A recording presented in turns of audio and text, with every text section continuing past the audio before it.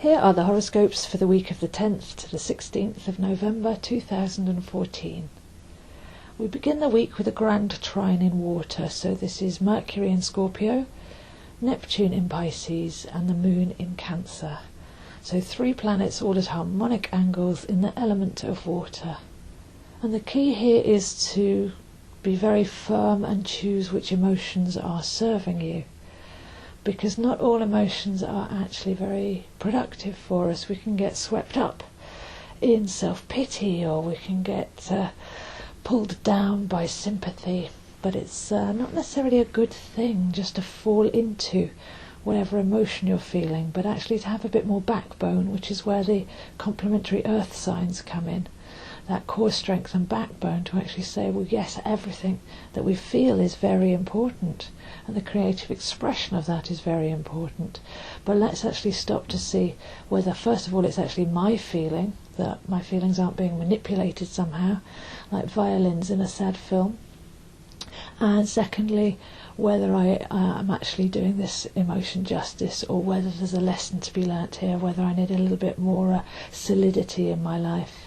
So a grand trine in water, have a look and see whether your emotions run you or whether you're the master of your emotions.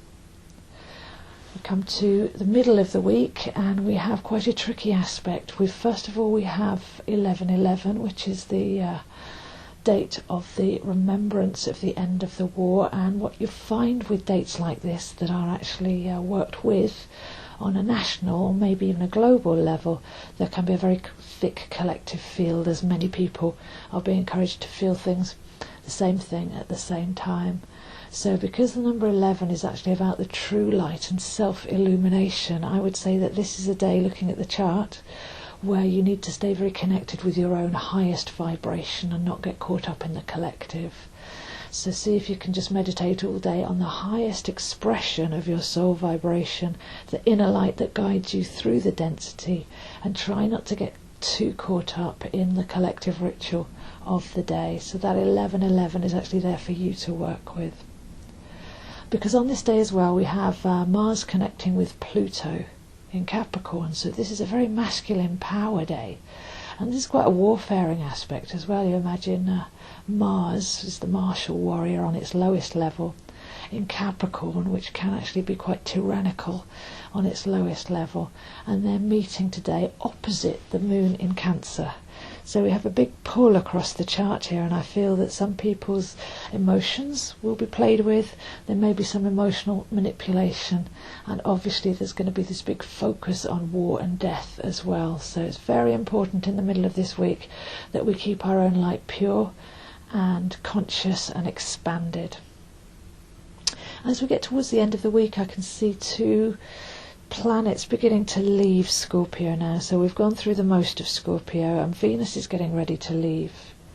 So whereas last week we had the full moon in Taurus and we were saying we'll stop, feel from the heart, let's just take a breather from all of this psychological spiritual exploration and find the value of it, this is a little bit different. This is going to be saying just do those last bits of housework, just dig up a few more weeds, you're nearly at the end now. So Venus getting ready to leave Scorpio. What final polishes and touches do we need to do in order that we're thoroughly cleansed and ready to move into the more expansive energy of Sagittarius? Also, we can see that Saturn's about to leave Scorpio. Now this will actually be around Christmas Day, so that will be a fun one to watch. But because he's on the end straight, this has been a 2.5-year cycle of Saturn going through Scorpio, deeply revealing any negativity, any manipulation, secrets, all of the wranglings that go on beneath the surface and behind the scenes have all been brought to light. But what we know with Saturn is on his way out, this is when you get the rewards. You can start to see the benefits for your bravery, especially in the sign of Scorpio. So if you have stayed strong to your integrity, if you have stuck to your truth and stood up for yourself and actually bravely gone and faced some of the darker side of life, brought it to light within yourself and even in exploration of current affairs, then this should be quite a revelatory month as we go from now through to the Christmas period.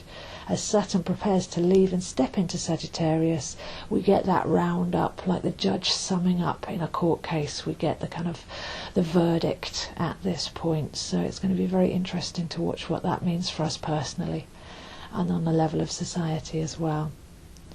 So a mixed week really, emotional sovereignty at the beginning of the week, keeping your consciousness pure and high vibration throughout the 11:11 rituals, with Mars meeting Pluto in Capricorn opposite the Moon, and then Venus getting ready to leave and Saturn getting ready to leave Scorpio. There will be that final summing up and reckoning, but that doesn't have to be difficult. It's just that finishing off, attention to detail and keeping your eyes open.